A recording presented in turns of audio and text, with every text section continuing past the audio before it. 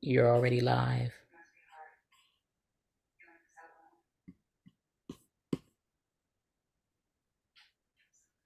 Just setting it up. You're already live. Mm-hmm. Just setting it up. You're already live. Mm-hmm. Just setting it up. You're already live. Mm-hmm. Just setting it up. You're already live. Okay. We are about to start our Let's Chat time. Just give us a second, working out through our technical difficulties. Welcome, welcome, welcome.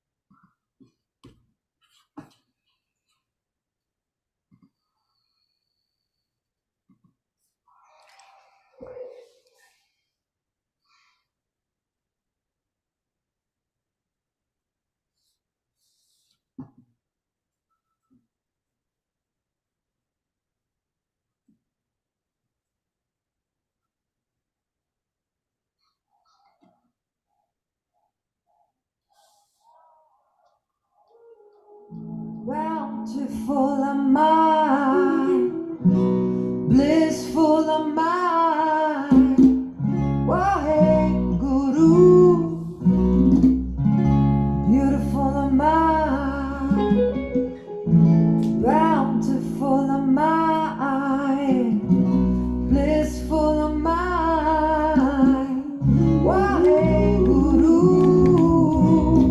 beautiful am I.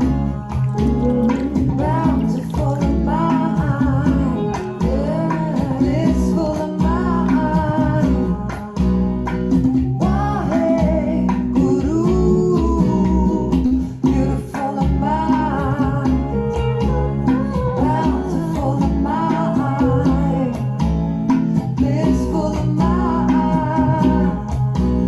Wahe Guru, beautiful am I. Hello, hello, hello, hello. Welcome, everyone, to our Let's Chat time. Today, our topic is grace in the tenacity of reclaiming. And I'm so happy to be here today with my co-host and partner in the development of Sacred Gaze Awakenings, Marshall Sweeney. Hello, Marshall. Hello, Marlise. How are you doing today? And I am breathing through it, doing and doing and doing. Well, that's what it's all about, doing and breathing. Doing and doing. You know, it makes me think of the line inside of the opera that I'm writing, which is dangling in the doing, dangling in the doing. I feel like I'm dangling in the doing today. What do they call it? Living in the present moment. Living in the present moment, deep breath in for real. Wow. So I thought I would tell our audience a little bit about you and a little bit about how we got together with Sacred Gaze Awakenings. Yeah. So Marshall Sweeney and I, we have known each other since the early mid 1980s. We got to know each other. And we initially met each other through artistry. We both, as choreographers, came together and wanted to produce our own shows and got together with Ray Tadio and did a collective called The Pot, a performance collective. that we did a showcase at Marymount Manhattan College that we self produced. That was when I first met you, Marshall. And since then, it has been a crazy ride of art, spirituality, friendship, and just really supporting each other through our gifts. And it's just beautiful to connect with you always. Always. Long conversations. We have long dialogues that go deep. And so I am just here to say I'm grateful to be here with Marshall. And I want to tell you that since I've known him as a choreographer now for almost over 40 years, he's been working in the industry quietly on the side in his own path, which is what I love. He also uh, had become a certified chair yoga teacher and is an exercise consultant and specifically champions the elderly.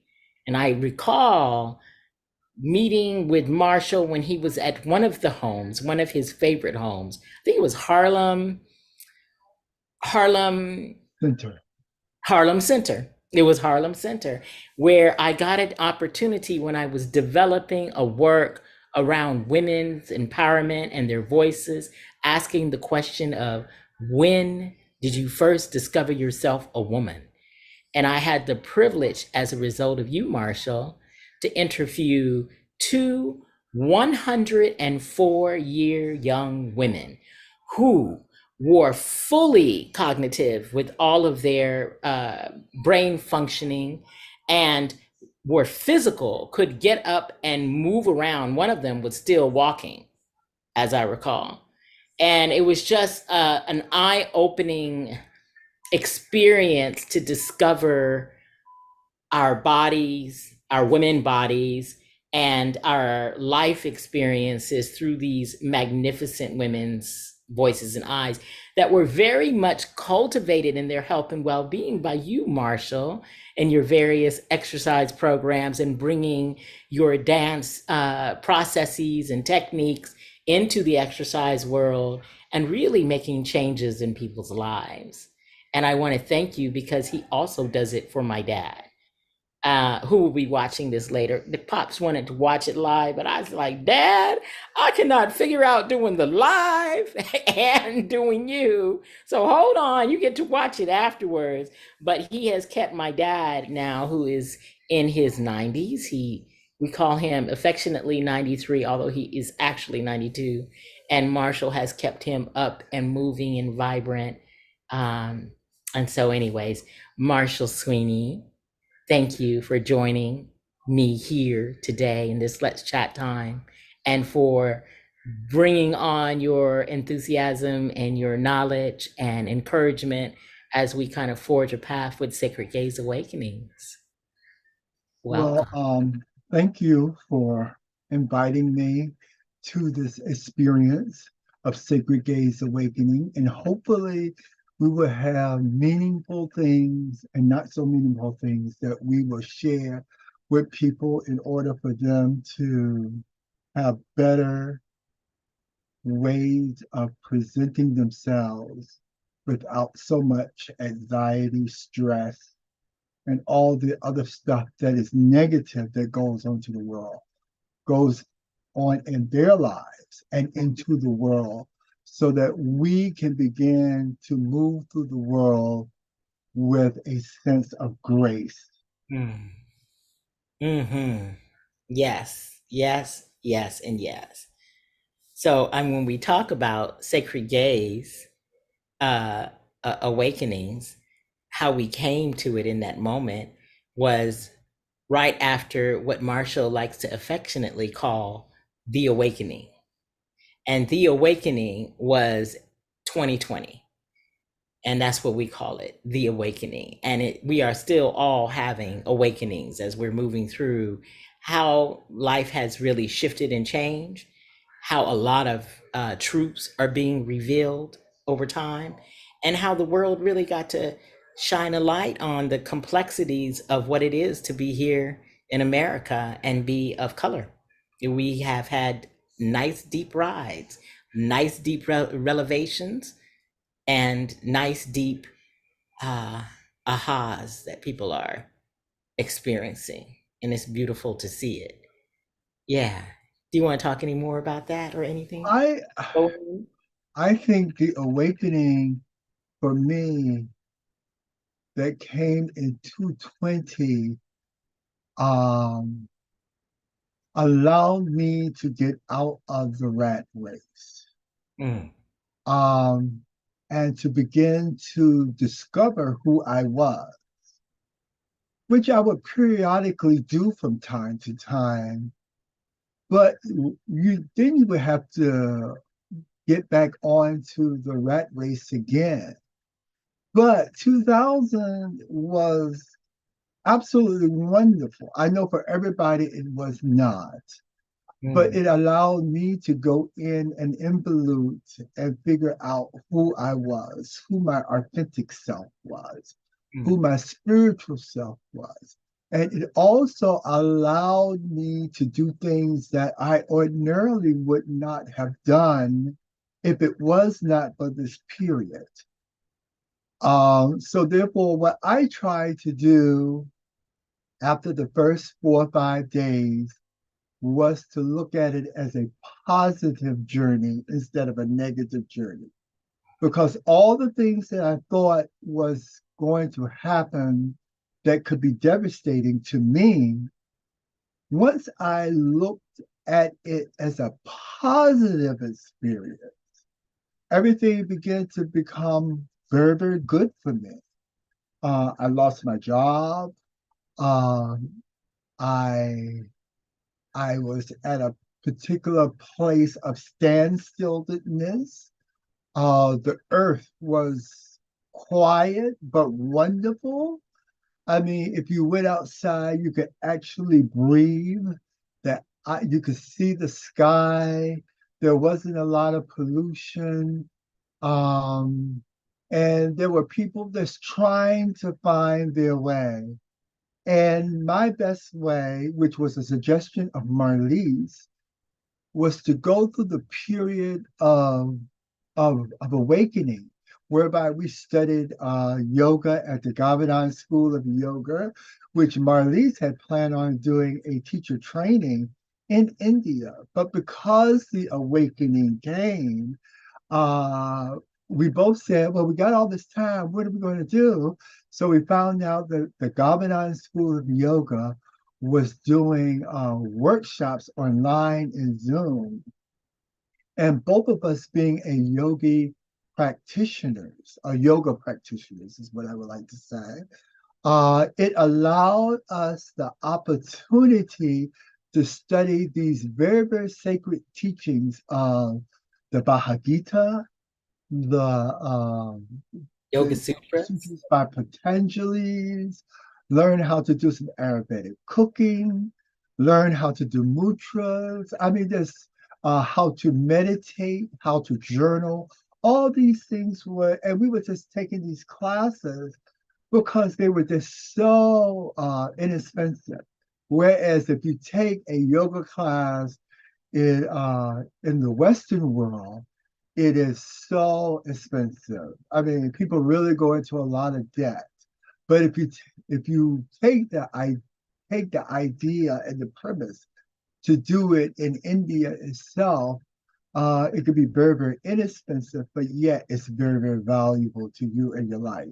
And understanding what to do with your life and how to live in the moment.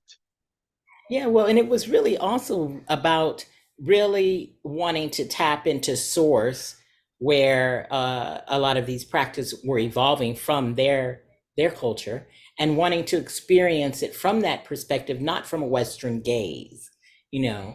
And so it's very interesting. There were many things that I had ahas in as I was listening, many similarities that I saw in various biblical texts to the Yoga Sutras in particular, that were coined to be created documented before the biblical text of the Bible emerged as it is in Western society, because we don't know what it is when you're in Africa and parts of Africa, like Ethiopia, who the cradle of Christianity was born, I'm told. So, you know, it was very interesting. I continued on and then I did my Kundalini training here in America. I did receive certification in my Kundalini training, and then went on and did um, from a combination of Asia approach and Western approach in sound healing frequencies, working with that, and then continued. Also did chair yoga. Actually, we did our chair certification together. Right. We With did. me I remember. demonstrating and you demonstrating. Yes, because I remember when I was doing mine, I was filming mine. I was filming it outside and in the middle of a storm. The storm started during the training, remember? And I was literally watching garbage cans fly down the street while in the middle of the training. So I remember that. I remember specifically that training. But yeah, I went on and to continue just diving deeper into practices that have been a part of our lives for, I mean, definitely from, I would say, probably around 1996, I started incorporating yoga practices with knowledge into the way I was choreographing and teaching. So it was really nice to be able to dive in that way. And I agree. There were some amazing moments of being able to walk out and hear, see a rabbit, see an animal, not see a car. I mean, things shifted. The air, I agree. And if you're in New York experiencing air clarity, that's huge. Because at the time I was in the South, and I'm in the South still right now, taking care of my pops, and the air here even shifted. And I would never think of the air per se as being, toxic, except for when those factories are running.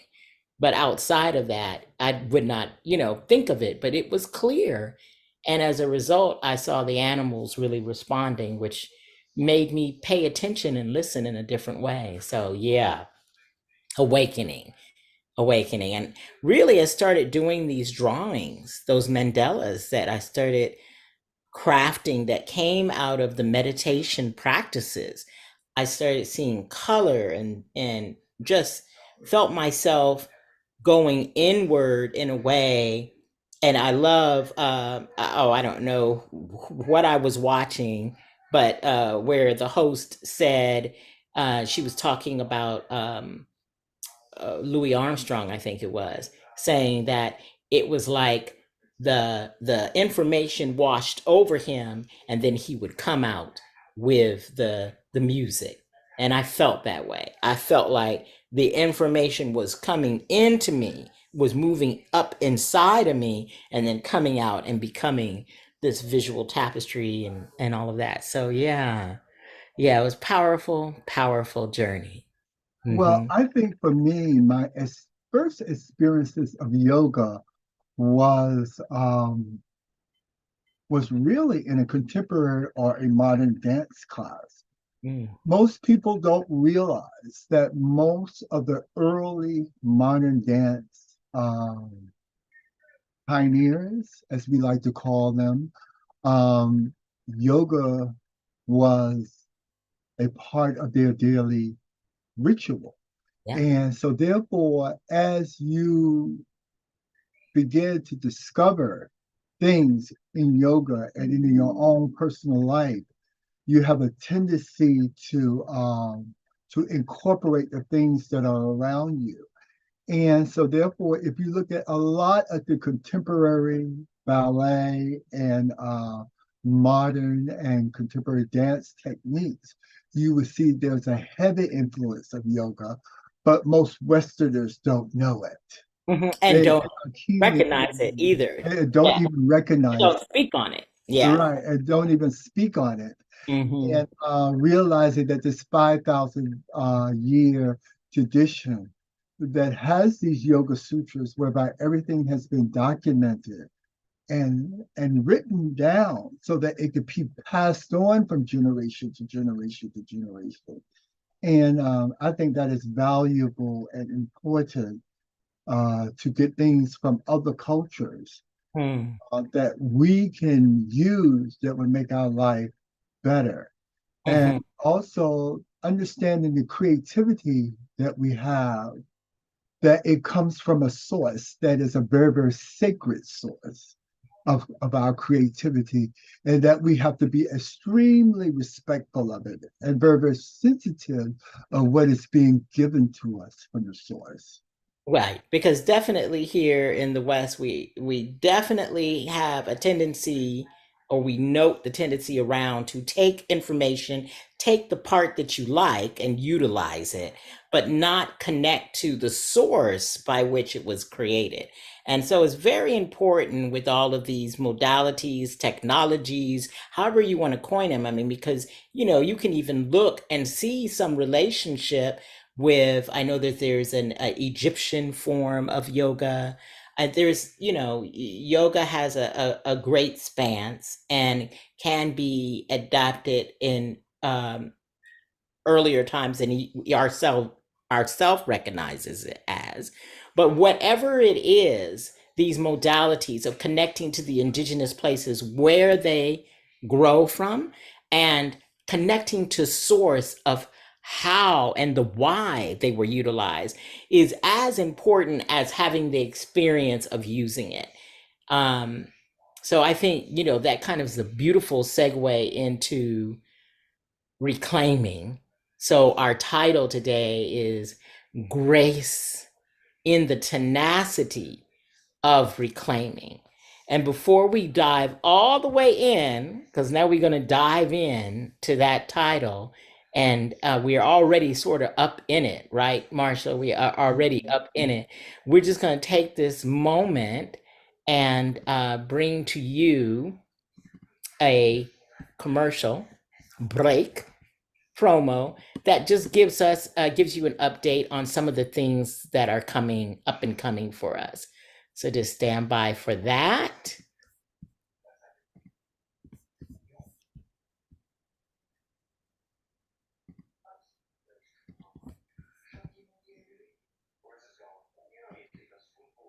It's you time.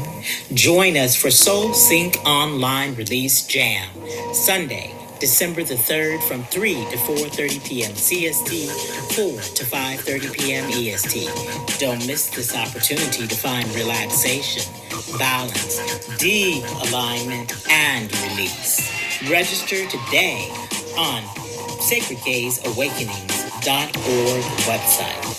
Also, you can join us on December the 16th at 1 p.m. Eastern, 12 p.m. CST.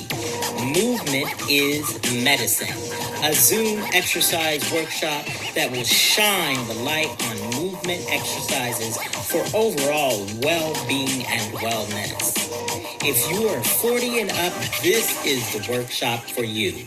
Movement is Medicine. You can register also at sacredgazeawakenings.org.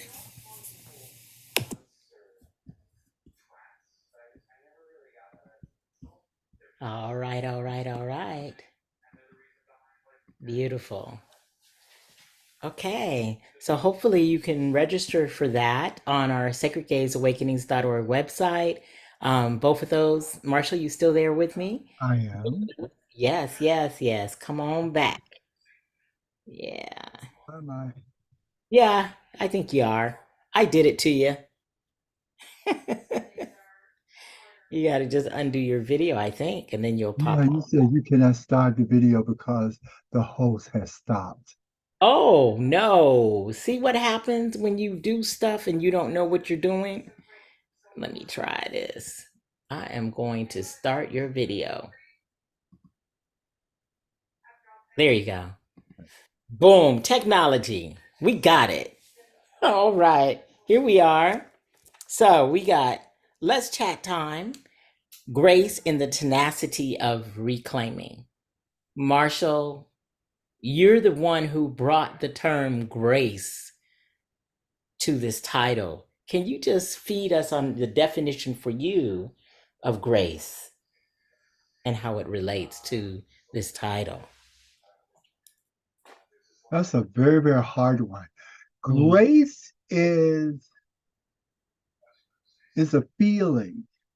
It's a feeling of honoring myself and the others around me and the environment. It is to live in a constant state of love, joy, happiness, empathy, and moral courage. That to me is what grace is. And then the concept of reclaiming. What are we reclaiming? We're reclaiming our authentic selves because we have a tendency to do so much for others that we forget that we have to do for ourselves. So that means whenever I'm teaching class, I always tell my students that I don't want you to get onto your cell phone with your family members. This is your time. I want you to reclaim you. And that reclaiming you is when the actual healing begins because you have to reclaim you. And by you reclaiming you, you get to see who you are. And then you get to make the necessary changes that you need to make. Yes. Yeah. Yes. Yes. That gratitude. I Mm-hmm. remember that was the other piece that you brought to it, that gratitude. Great Mm-hmm. gratitude. Yeah. But, but not only the gratitude of being thankful for you, Mm. not in a egotistical way, but in a place that is humble, not in an egotistical place. You don't want the ego to be involved with it. You want humbleness to be involved with it. That place of being humble and being inside of gratitude for yourself. I mean, because it's interesting because the dynamics now are beginning to we talk a lot about the ego being present, and there's ego and then there's ego. And in this sense, to give gratitude for who you are in the authentic space, to allow the love that has always existed in yourself to be present in the authentic space, and to give gratitude with authenticity to what is naturally you is not the ego that is overblown and that is buffed up and has nothing to do with realness, but everything to do with being seen or how you're being seen. So it's beautiful to enter into that grace, um, with the gratitude of authentic self as you're speaking about it. Yeah, it's beautiful. But if you can quiet your ego, then as you go into the material world, you will know you don't have to worry about being seen. It's automatically done. Yeah, that's what we're The way saying. Yeah, that's what I'm agreeing. It's like, yes, you don't, it's not about it being has to be seen. done Yeah. superficially. Hmm. It's just the innate authenticity of you. Yeah. Yeah. Yeah. The balance of holding on, Hmm. giving yourself space, giving yourself empathy, giving yourself the love that always exists within, and being in a state of gratitude for your true self, which maybe means clearing the mirror of a lot of taught and pre-activated stuff that you carry legacies of in yourselves, legacies in family dynamics, legacies in community dynamics, and to be able to move past that to who you really are on a cellular soul level. This is beauty. This is grace. So yeah, I'm with you. So I'm gonna take on. I'm going to take on tenacity. I may have to pop for a moment because um, I don't hear my dad getting up to let in my little Lucy, and my Lucy girl, my Yorkie girl, is moving through a health challenge, so I don't want her to stress. So I'm gonna listen out. If I hear some crying still, I'm gonna have to go get little Lucy and bring her in. But tenacity. Um, Wow, for me, that determination to understand yourself in grace and to connect to your gratitude of who you holistically are, and then to have the determination to stand with clarity inside of that, in spite of where you are and what's going on in your life, the dynamics that may feel like it's there to throw you off, may feel like it's there to block you from moving forward. But when you stand in the determination with clarity of who you are, and then you can navigate with clarity absolutely any situation and come out on the other side of it as you need it to be, as you should be, and as it is. So that tenacity for me is the determination of being able to stand in the midst of the storm with who you are, that authentic essence, that grace, with who you are, and to navigate from that place through all of the dynamics. And also, too, as you navigate through all of the dynamics, you don't have to be reactive. Right? I Speak on mean, that now. Speak you on know, that. all you have to do is chart your course Mm, and go forward with a sense of stillness, with a sense of grace, with a sense of humbleness, and understanding the moral courage of what it is that you're trying to do. yes. That's all. I That's love all the term moral courage. I You know, do you too. use it a I've been lot, coming from the Marshall. international house Aha! for many, many years. I love the concept of moral courage. Hmm. As they rebranded themselves, empathy, respect, and moral courage, is the way we are supposed to treat each other. Hmm. And it's just always stuck with me. Hmm. Hmm. So, how do you feel I, like you utilize moral courage? Like, if you were to give an example of how you worked with moral courage, or how you see it being worked with in society, what would that look like? I Because that think is definitely into how our you see it space. in society is that you see people that are not necessarily being respectful to each other on the micro or the macro level of how they live their lives. They don't necessarily say, and I'm going out on a limb because I won't say all people, but people are not very, very, I don't know whether they are not aware or Yeah. whether they choose not to be aware.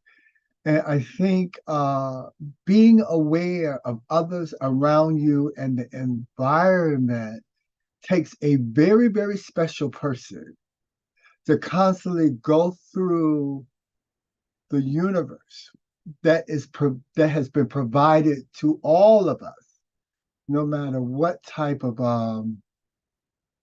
that means animals, that means cells, that means the earth. All those things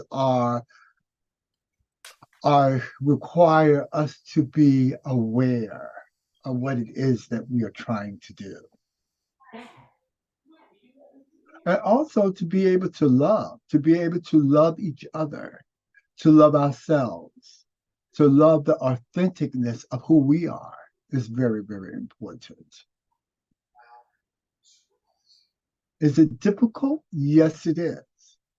It's something that we have to practice every day. Nobody gets a full grip on mastering it. It's a daily process of collecting one's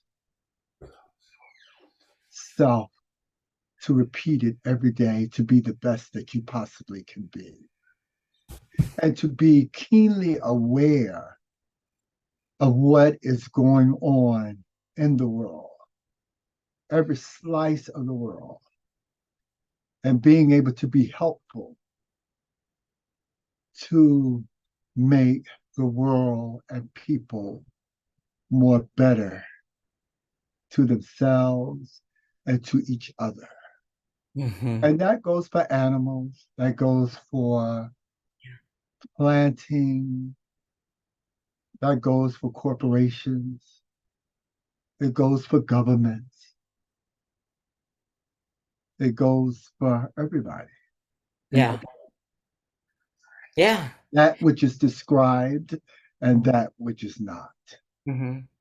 And I think that I really think that, well, I know because we witness it around us, that people, you see these pockets of, um, I like when you said as it should be.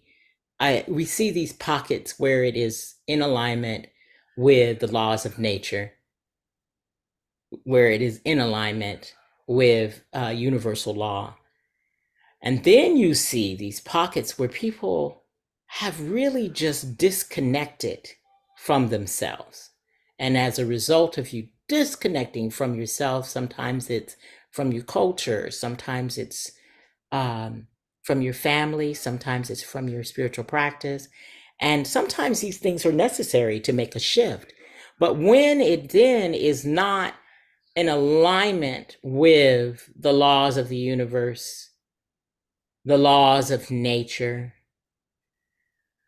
when it is not in alignment with any of those things, and then you're flailing, then you're just dangling in the doing, and as a result, can injure many people, including yourself. Mhm, Can forget to care or see the value in others or yourself. mhm, And that loss of sense of self as purposeful and as a part of the component of how the earth functions, how the community functions, how the family functions. Um, if you see yourself of not of value and disconnect from self, then it's easy to disregard and disconnect from others, and disregard how you interact with them and see them as not of value. I mean, the whole slave system was built out of not seeing value outside of money, outside of that which functioned as a commodity. Yeah, yeah. So that tenacity, that grace, now we've already stepped on it. We're up in the reclaiming. So therefore, if you are a person who has all this capitalistic standing, can you speak in more of a, can you do in more of a positive way towards people and governments and institutions? Can you utilize that influence of wealth for, in a way that actually supports uh, equanimity amongst different groups? Mhm. Can Not it only good different influence? groups, I mean, it goes much further than that. Mhm. So, can it go equanimity according to the earth, Yeah, truth. to cells, to medical treatments, to all these things? Can you? We are so much into this two-tier or three-tier or four-tier system. Mm. You know what I mean? And Mhm. Yeah, well, we can't even talk about the natural alignment to health and wellness from a indigenous perspective. We can't bring the two together because unless things can be figured out where control and profit are at the lead, then there's no space for that. And so already that's using financial wealth in a way that is limiting, restricting, and lessening the value of others, the value of these voices that for many years in many societies showed no signs of illness on the level that it did once spaces were conquered and colonized. Yeah, deep. so it also requires us to think about there may be other modalities within other cultures Mhm. that may be better for us. Yeah. Uh, You Agree. know, it's Yeah. like the coin of the phrase "your way" or "my way" or "the highway." Hmm. I think that type of thinking limits you, and by you limiting you, you're also limiting others Yeah. that listen to you. Yeah. Yeah. That So, limitation on others' value with the guys that it's about how can I gain value? And if I mhm, can't gain value, then I'm not willing to acknowledge the value, the worth of who we are right. from all these different cultures and ways and practices of being is so destructive. Hmm. And eventually it's not sustainable. And we're No, now seeing that as we move into what's happening with the food markets. right. Really, the steps that are being made now um, to control food and who profiteers from it is very deep in those practices being taken on with more money than need be and with clear destruction and against all natural law, but it doesn't matter because they can control it and financially they can gain from it. And it's the legacy of their names, their the ability to say that it was made by us. It was made by us. And so, I know I tapped in a little bit to my But right also project, that, but but yeah. also that is where you have the tribal false ego is speaking in a tribal way because there is a group of you that have decided this is the best method. Mm, So therefore, this group has decided this. So therefore, it's their egos talking. They're not looking really around to see what is whether can we perhaps use this and this and this and this. No, I want this. well, it's like the numbers. We can Right, profiteer more if we can control it, then we can make money from it. So, right. I mean, for a long time, the herbal community of herbs, of natural healing through plants, was under great attack and probably still is under attack because they could not figure out how to control the access. So nobody wanted to say that this particular plant was good for this major illness or not, because they didn't want to say that because they couldn't control the access to that. If you can grow it in your own yard. But the question becomes, Mm. why do you feel the need to control everything? And well, and what do you think the answer to that is?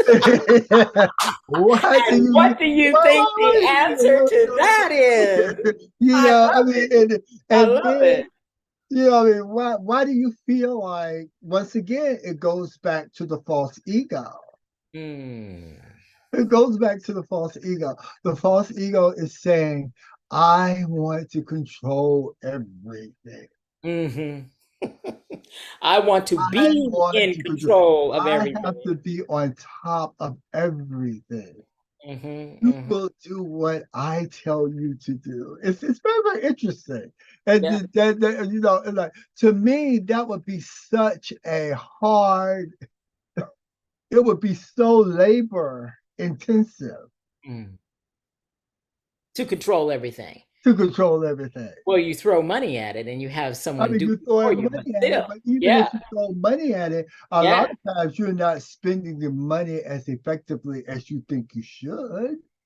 Or that you really could, Yeah. because studies show that if you put your money behind something that is in alignment with the universal laws, in alignment with the Mhm. natural laws, that it is not for destruction just for destruction's sake, even though the mindset might not be thinking about, oh, I'm destroying. The mindset might be thinking, oh, I'm making this incredible uh pill that is going to save the world and I'm going to make $1 billion. Why not? It could be that.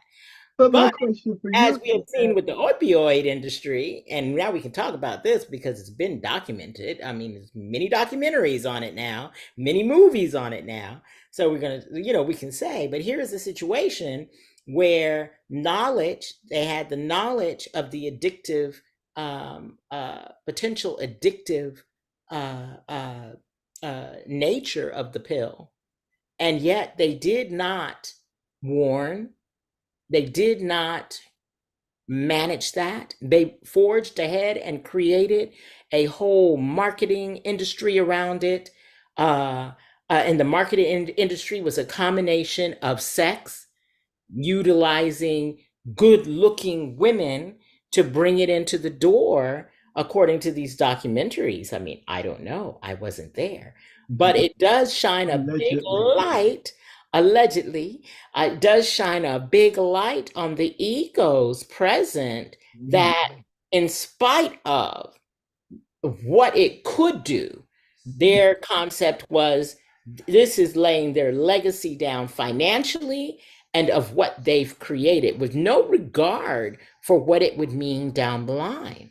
And I think we've seen too much of that in our industries, where it is about making the biggest bang on the dollar, the biggest return on the buck, the digital dollar, whatever you want to call it, the biggest return on it without regard for how it might destroy or who it might hurt.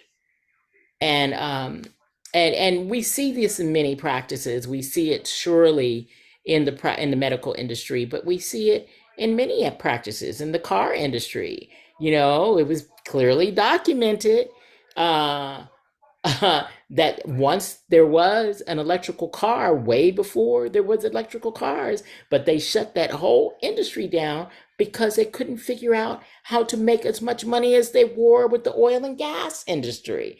So that needed to take the lead. So now we have these hybrid models, but I mean, look at, Nikola Tesla, the whole thing with the electricity, free electricity. We can all utilize electricity without a plug, without wires, without digging into the ground to make this whole infrastructure that is reliant on a facility that has to stay working or everybody suffers.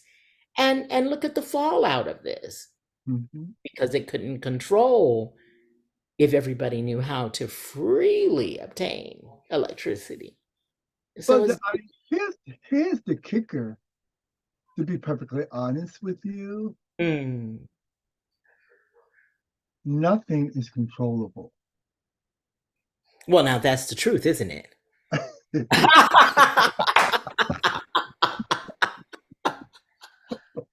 So They think therefore, they're your whole controlling and then purpose, it goes out of you know, control. you're right, because that is your false That's a ego false telling ego, you that it is controllable. But yeah. there are so many other factors that Hmm. can come into play But they and, don't know. They don't watch for. They and don't care. make it uncontrollable at a snap of a. They didn't see the Because signs. I always talk They did about, not see the signs. I know. I mean, it's like it goes like that. I Yeah. always think about, it's like you could lose your money on Wall Street just like that. Yeah. And you could be a very, very powerful man while you have all this money. Hmm. But you Truth. could turn around and lose it just like that. Just like that. Just like that. Yeah. So therefore, the That's control truth. that you think Truth. you have, Yes. do you really have it? Do you really have it? I Do you love really it. have I love it. I love it. I love it. I love it. So, man, so we've been up in the reclaiming without even talking about the word reclaiming. But now, with things spiraling out of control or spiraling into control, right? Which is what you just laid out. You know, you Mhm. think you're in control of it, and yet you're not looking at all the other factors that are impacting it. And so as a result of that, now those things start impacting it, and suddenly you have something else to deal with that potentially could take out everybody, could Right, take everybody out. right, right. So, you know, now this reclaiming, when I first thought of the word reclaiming, I thought of reclaiming peace. How do we reclaim peace in the midst of this chaos? How do we hold on to the grace and the knowledge of who we truly are, past the clouded mirror? Stand in the tenacity when there is storm with the determination to continue to press forward from the space of who we authentically are and in alignment with nature's laws and the universal laws. Well, Then reclaim peace with reclaiming access to indigenous practices and lands, reclaiming access to the choice of my woman's body to do as I need with my woman's body, to reclaim identity not identified by those outside of us, to reclaim all of that through and embrace peace in the process of that, because we are in witness of reclaim the choice of how I treat my body health wise. How do we, in the process of reclaiming, which in many instances has now been about almost going to battle, if not going to battle, how do we reclaim this peace? reclaiming, Steve. okay, we're going to think about reclaiming the authentic self. Mm-hmm. You want to reclaim your environment that you live in. You want to reclaim your body that you live in. You want to reclaim your spirituality and authentic self that you live in. And then you want to connect into that which is and that which is not, which is a part of the universal laws and universal connection. So, therefore, to reclaim the body is to get up and do exercise that are healing to the body. reclaiming the spiritual self is to claim and quiet down the ego so that we can tap into our spiritual selves.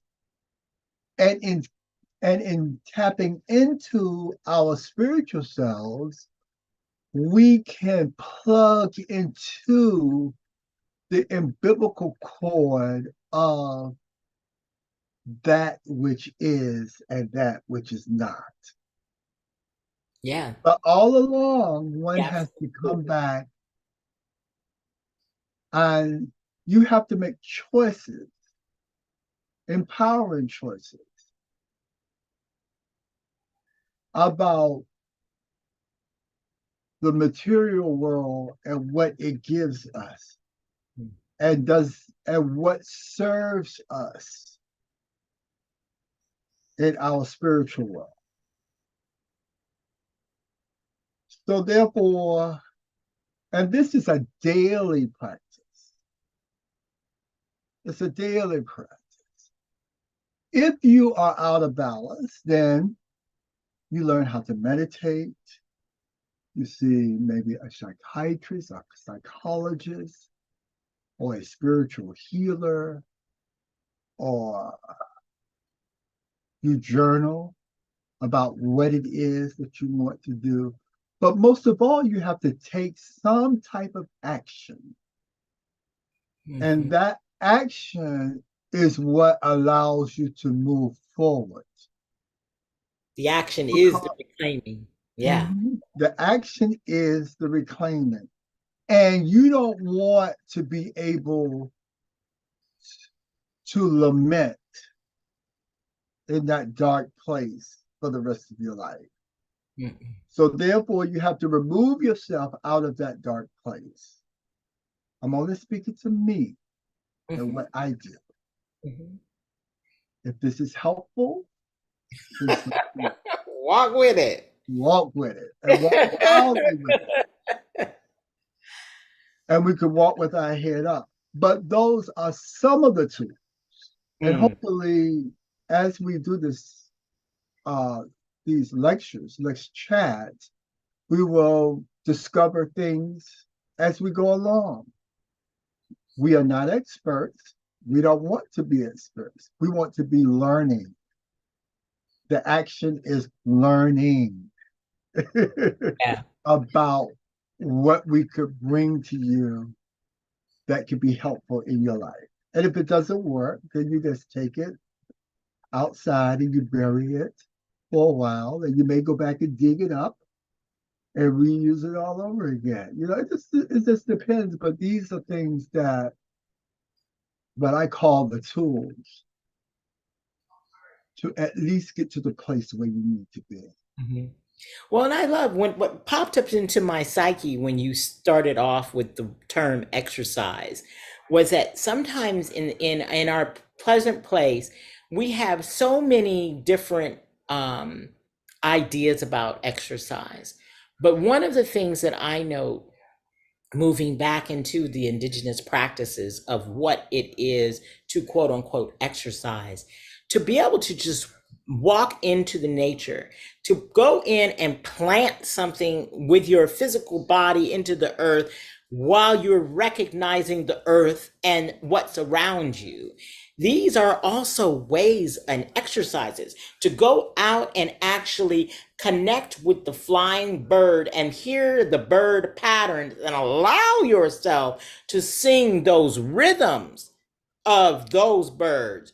Or Does move in those rhythms. move with those birds. Reverse. Yes, then you Right. know. I mean, I remember.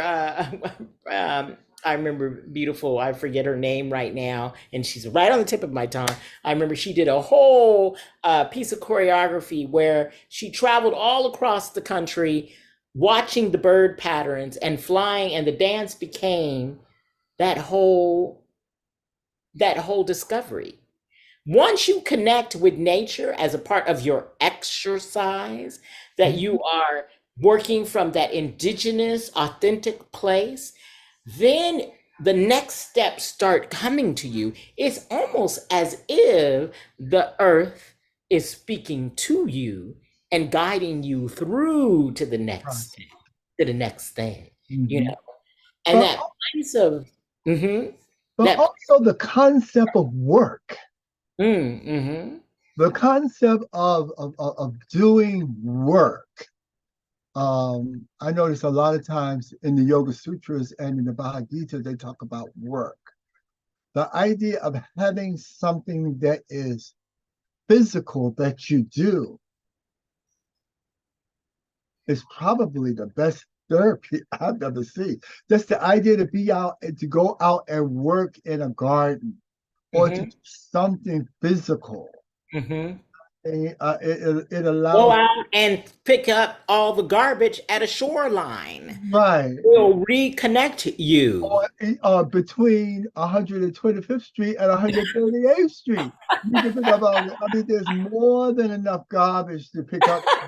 But the idea that, but not only Seriously, are with you intent picking and up the with purpose on garbage your gloves. putting it into the trash dispenser, but you're also respecting the cleanliness of what you want the earth to be Right.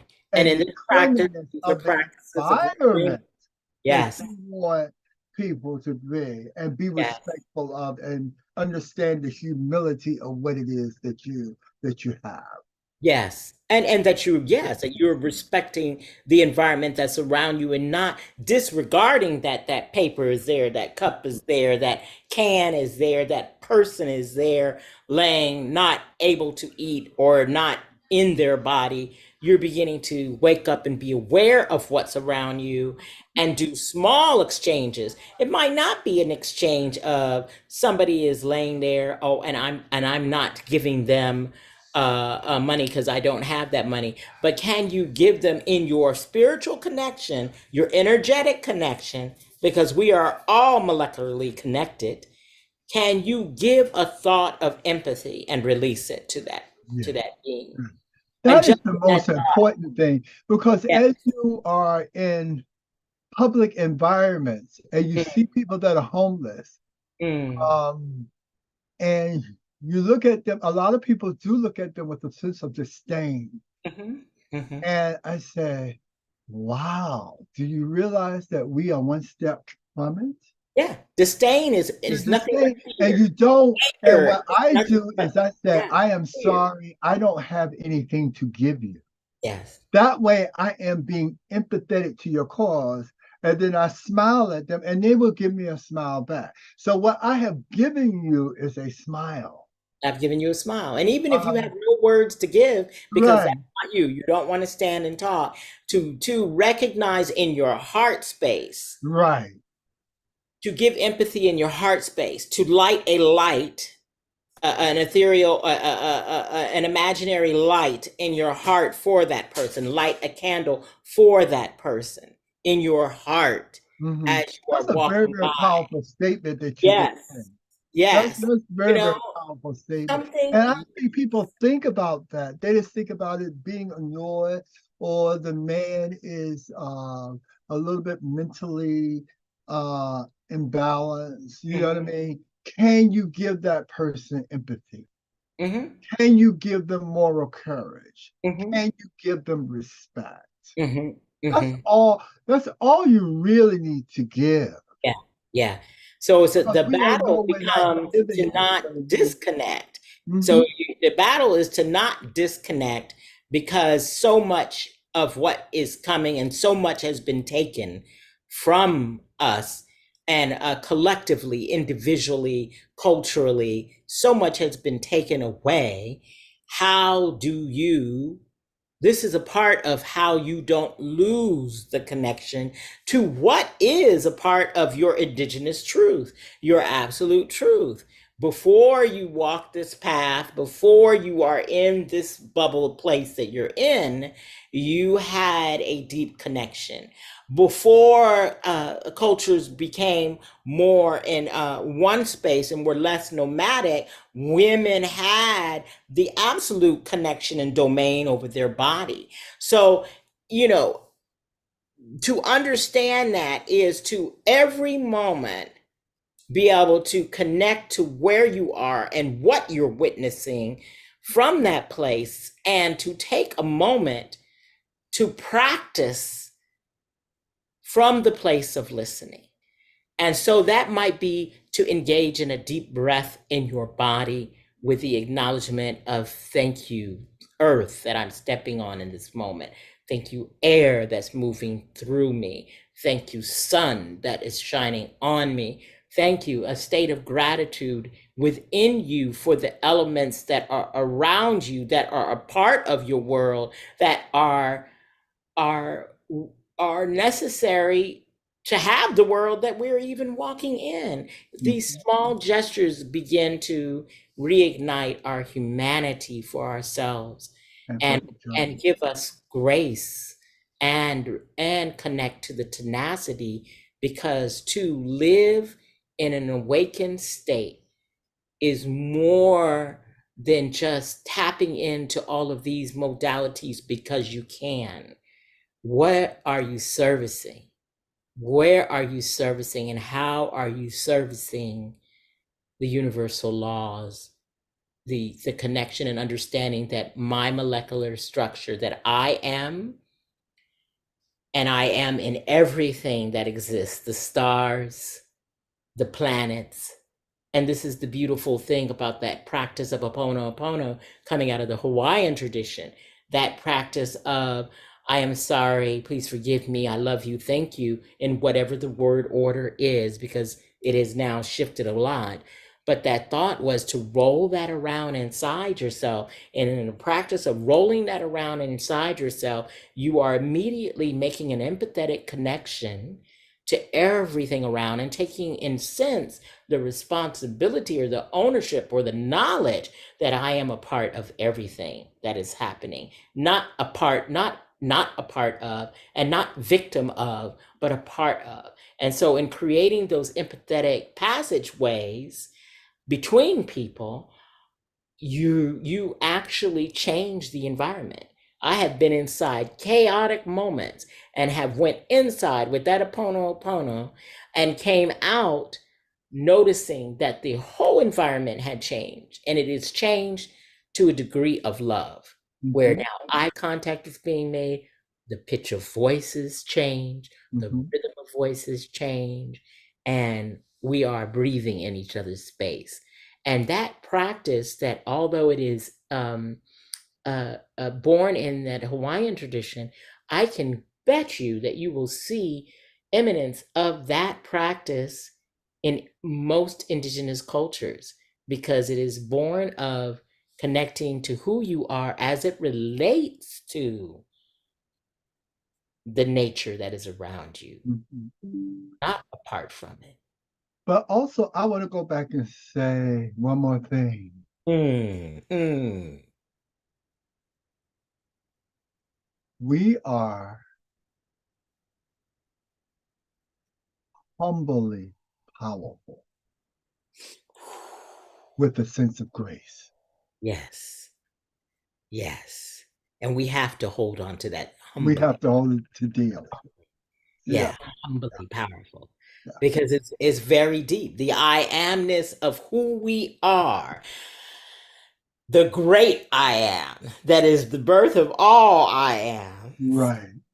Yes, we acknowledge I that. am the great I am. I agree. I am the great I I am. I am the am a great part I of the great I am, right? Yes, am. yes, it is connected. But we acknowledge that there's no way that I can see when I drop a a pebble into a pond or into a moving body of water, what the impact is beneath that water with the beings that are moving through. Mhm. I cannot know that my pebble that I threw into that water may have raised the level of that water just enough to spill over into that. I cannot know that. I cannot know that because I am a part of the great I am. And Right. because I am not able to see the complete impact for generations and generations and generations of each word I speak, each action I take. Therefore, I am humble in my power. So therefore, you always have to ask yourself, Mm, the pebble that I am that I am throwing into the water Mm. and how deep it goes. Is it having a positive reaction or a negative reaction? So I put forth this pebble with the intent of love. I But put some people put, pebble with the intent of growth, mhm, of honor, and of respect without harm to anyone, not myself or right, anyone in connection to me. right. Yeah. Yeah. So, It yeah, changes the whole concept. yeah, yeah. And Yeah. then we can move on path to reclaim our bodies, to reclaim our health, to reclaim our wellness by staying in connection, Mhm, universal laws, by being in practice, in mudra, in mantra, by being in practice, in chi, in energy practices. This is the time to move into that space and being in practice in nature.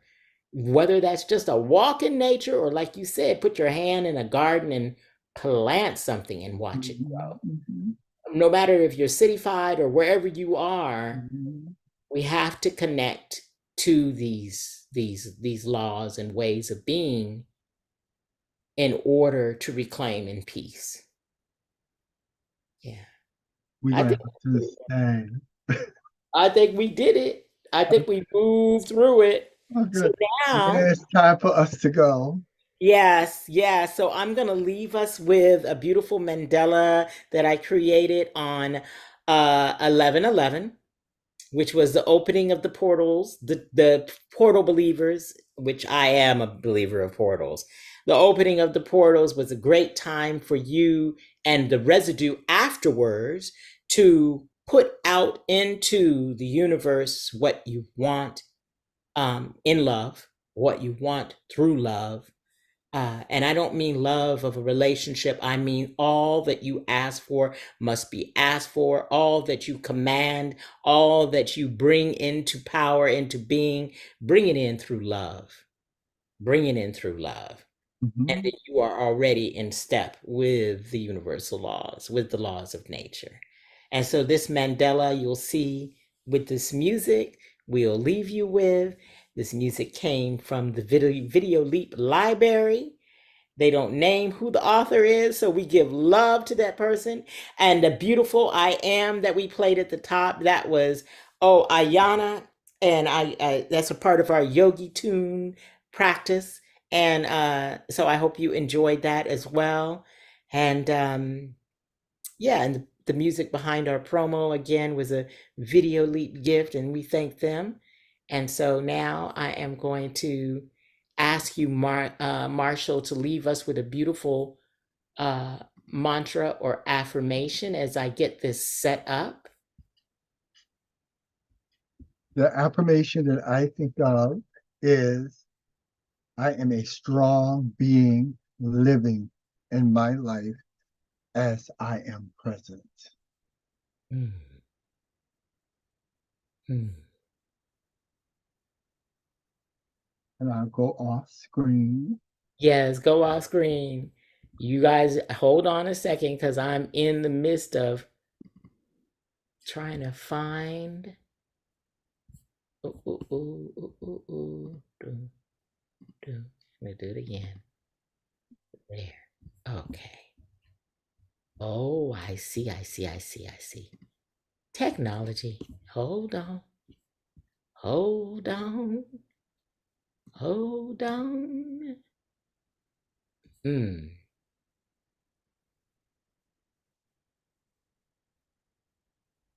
Okay. I hope this is it. Nope, that ain't it.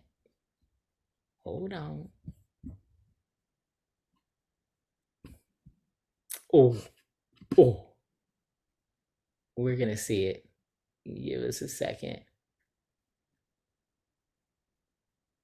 Give me another second. Okay, okay, okay. Technology! We were doing so good. Mm. Let's try this. Boom.